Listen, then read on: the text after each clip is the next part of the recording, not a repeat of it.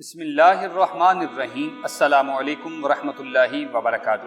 امام حسین علیہ السلام کی مدینہ منورہ سے روانگی اور کربلا معلیٰ تک آمد کے چند مختصر اور ضروری حالات اور واقعات کا جاننا ہر مومن مرد و زن کے لیے بہت ضروری ہے۔ حالات کی نزاکت کو دیکھتے ہوئے امام علی مقام اتوار کی رات 28 رجب اور بعض دوسری روایات کے مطابق 3 شعبان کو اپنے اہل بیت اور اصحاب کے 84 افراد کے ساتھ مدینہ سے مکہ کی طرف روانہ ہوئے۔ بعض روایات کے مطابق روانگی سے قبل آپ نے رات بھر اپنی والدہ ماجدہ جناب خاتون جنت اور بھائی امام حسن رضی اللہ عنہ کی قبر مبارک پر حاضری دی، وہاں نماز پڑھی اور الوداع کیا۔ پھر آپ نے 2 راتیں پے در پے اپنے نانا رسول خدا حضرت محمد مصطفیٰ صلی اللہ علیہ وآلہ وسلم کے مزار پر انوار پر گزاری۔ اس سفر میں محمد بن حنفیہ رضی اللہ عنہ کے بغیر تمام فرزندان، بھائی، بہنیں، بھتیجے اور بھانجے آپ کے ساتھ شریک سفر تھے۔ بنی ہاشم کے علاوہ آپ کے اصحاب میں سے 21 افراد اور بھی اس سفر میں شامل تھے۔ آپ علیہ السلام نے روانگی سے پہلے اپنے بھائی محمد بن حنفیہ رضی اللہ عنہ کو تحریری وصیت نامہ لکھا، جس میں درج ذیل الفاظ شامل تھے۔ ترجمہ: میں اپنی چاہت یا سیر و تفریح کے لیے مدینہ سے نہیں نکلا اور نہ ہی میرے سفر کا مقصد فساد اور ظلم ہے، بلکہ میں اپنے نانا کی امت کی اصلاح کے لیے نکلا ہوں۔ امر بالمعروف اور نہی عن المنکر کا ارادہ رکھتا ہوں۔ میں اپنے باپ اور نانا کی سیرت پر چلوں گا۔ ناظرین محترم، امام حسین علیہ السلام اپنے ساتھیوں سمیت خوبصورت اور محبتوں سے بھرا اپنا نانا کا شہر دین رسول کی خاطر چھوڑ کر مکہ معظمہ کی طرف روانہ ہوئے۔ مکہ سے کربلا تقریباً 1731 کلومیٹر ہے۔ یہ فاصلہ 18 گھنٹے میں طے کیا جا سکتا ہے، مگر آج سے 1380 سال پہلے یہ فاصلہ ایک مشکل اور تکلیف دہ راستہ تھا، جس پر امام حسین علیہ السلام نے اپنا سفر 8 ذی الحج 60 ہجری کو اپنے اہل خانہ کے ساتھ شروع کیا تھا۔ سفر شروع کرنے کے بعد تاریخ کی کتابوں میں 14 مختلف مقامات کا ذکر ملتا ہے جہاں امام علی مقام نے پڑاؤ کیا یا مختلف لوگوں سے ملے اور لوگوں سے خطاب کیا۔ ان 14 مقامات کا سرسری ذکر کیا جائے گا تاکہ جو لوگ نہیں جانتے انہیں سفر اور راستے کی تھوڑی سی آگاہی ہو سکے۔ سب سے پہلا مقام الصفا ہے۔ یہ پہلا مقام تھا۔ اس جگہ پر امام عرب کے مشہور شاعر الفرزدق سے ملے اور اس سے کوفہ کے حالات پوچھے۔ شاعر بولا، کوفہ والوں کے دل آپ کے ساتھ ہیں اور ان کی تلواریں آپ کے خلاف ہیں۔ شاعر نے امام کو کوفہ جانے سے روکا، مگر امام علیہ السلام اپنا سفر شروع کر چکے تھے۔ ذات عراق مکہ سے کوفہ جاتے ہوئے یہ دوسرا مقام ہے جو مکہ سے تقریباً 92 کلومیٹر پر ہے۔ اس مقام پر امام علی مقام اپنے چچا زاد بھائی عبداللہ ابن جعفر سے ملے اور اس مقام پر عبداللہ ابن جعفر نے اپنے دونوں بیٹوں عون اور محمد کو امام کی خدمت میں پیش کیا اور ساتھ ہی امام کو کوفہ جانے سے روکا، جس پر امام علیہ السلام نے جواب دیا کہ میری منزل اللہ کے ہاتھ میں ہے۔ بطن روما یہ مقام ذات عرق سے کچھ کلومیٹر آگے ہے۔ یہاں امام نے قیس بن مشیر کے ہاتھ کوفہ والوں کو خط لکھا اور یہاں امام کی ملاقات عبداللہ بن متی سے ہوئی جو عراق سے آ رہا تھا۔ عبداللہ نے امام کو آگے جانے سے روکا اور بولا، کوفہ والوں پر بھروسہ نہیں کیا جا سکتا، وہ اہل وفا میں سے نہیں ہیں، مگر امام نے اپنا سفر جاری رکھا۔ ضرور حجاز کی پہاڑیوں پر یہ ایک چھوٹا سا گاؤں تھا اور یہاں پر حجاز کی پہاڑیوں کا سلسلہ ختم ہو جاتا ہے اور عرب کا تپتا ریگستان شروع ہوتا ہے۔ یہاں امام کی ملاقات زبیر ابن القیم سے ہوئی۔ اسے جب پتا چلا کہ امام کس مقصد کے لیے جا رہے ہیں تو اس نے اپنا تمام سامان اپنی بیوی کے حوالے کیا اور اسے کہا کہ تم گھر جاؤ، میری خواہش ہے کہ میں امام کے ساتھ قتل ہو جاؤں۔ زبالہ اس مقام پر امام کی ملاقات 2 آدمیوں سے ہوتی ہے جن کا تعلق عرب کے قبیلہ اسدی سے تھا۔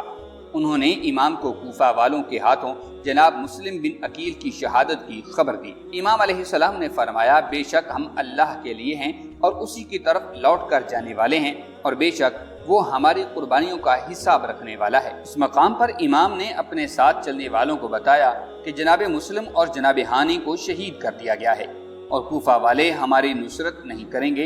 امام علیہ السلام نے اس مقام پر فرمایا، جو چھوڑ کر جانا چاہتا ہے واپس چلا جائے۔ بہت سے قبائل جو راستے میں امام کے ساتھ اس امید پر چل پڑے تھے کہ انہیں مال و دولت ملے گی، اس مقام پر ادھر ادھر بکھر گئے اور واپس اپنے گھروں کو لوٹ گئے اور امام کے ساتھ ان کے اہل خانہ سمیت تقریباً 50 لوگ رہ گئے تھے۔ بطن العقیق اس مقام پر امام اکرمہ قبیلے کے ایک آدمی سے ملے جس نے امام کو آگاہ کیا کہ کوفہ میں آپ کا کوئی دوست نہیں ہے۔ کوفہ کو یزید کے لشکر نے گھیرے میں لے لیا ہے اور اس کے داخلی اور خارجی دروازے بند کر دیے ہیں، اور کوفہ تشریف نہ لے کر جائیں، یہاں بھی امام نے اپنا سفر جاری رکھا۔ شرف، اس مقام پر امام کے ساتھیوں میں سے ایک چلایا کہ اس نے ایک لشکر کو اپنی طرف آتے دیکھا ہے۔ امام فوراً قافلے کا رخ موڑ کر قریب ایک پہاڑ کے پیچھے لے جاتے ہیں۔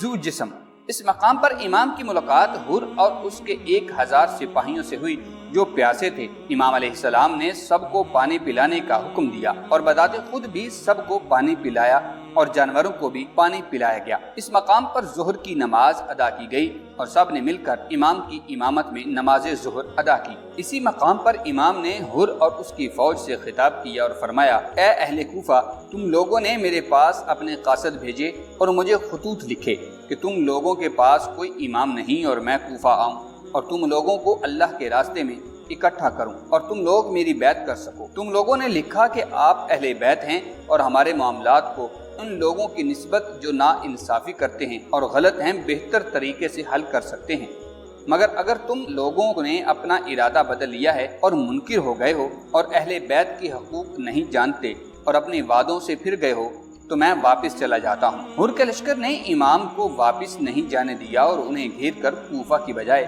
کربلا کی طرف لے گئے۔ بیضا، امام اگلے دن بیضا کے مقام پر پہنچے اور اس مقام پر پھر حر کے لشکر سے خطاب فرمایا۔ آپ نے فرمایا، لوگو، رسول اللہ صلی اللہ علیہ وسلم نے فرمایا ہے، جو شخص ایسے بادشاہ کو دیکھے جو ظالم ہو، اللہ کے حرام قرار دیے گئے کو حلال کہے، خدائی عہد و پیمان کو توڑے، سنت رسول کی مخالفت کرے اور اللہ کے بندوں پر گناہ اور زیادتی کے ساتھ حکومت کرتا ہو، تو وہ شخص اپنی زبان، اپنے فعل اور اپنے ہاتھ سے اس بادشاہ کو نہ بدلے تو اللہ کو حق پہنچتا ہے کہ ایسے شخص کو اس بادشاہ کی جگہ جہنم میں داخل کرے۔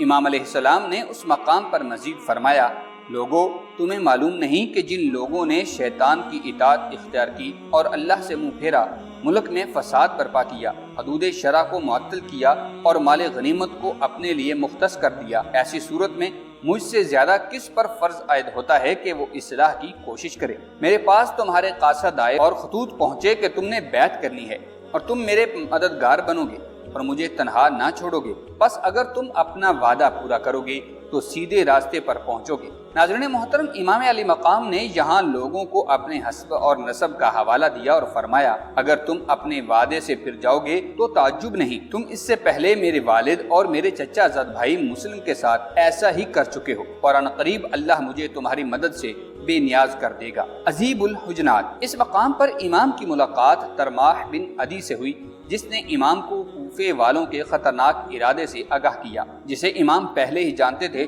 اور امام سے اپنے ساتھ کوہ آجاہ چلنے کی درخواست کی تاکہ امام وہاں پناہ لے سکیں۔ امام علیہ السلام نے فرمایا، اللہ تعالیٰ تمہیں اور تمہاری قوم کو جزائے خیر دے، ہم میں اور ان لوگوں میں عہد ہو چکا ہے اور اب ہم اس عہد سے پھر نہیں سکتے۔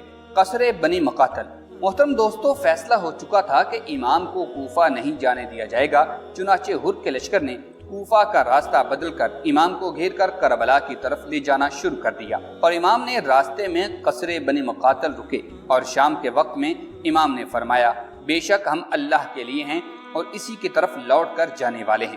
امام کے 18 سالہ بیٹے علی اکبر رضی اللہ عنہ امام کے قریب آئے تو امام نے فرمایا کہ انہوں نے خواب میں کسی کو کہتے سنا کہ یہ لوگ انہیں قتل کرنے والے ہیں، جس پر جناب علی اکبر نے امام علیہ السلام کو تسلی دی اور کہا، کیا ہم سیدھے راستے پر نہیں ہیں؟ نینوا، اس مقام پر حر کو ابن زیاد کا خط ملا جس میں اس نے لکھا تھا کہ امام جہاں ہیں انہیں وہیں روک لو اور انہیں ایسی جگہ اترنے پر مجبور کر دو جہاں پانی اور ہریالی نہ ہو۔ حر نے امام کو ابن زیاد کے خط سے آگاہ کیا۔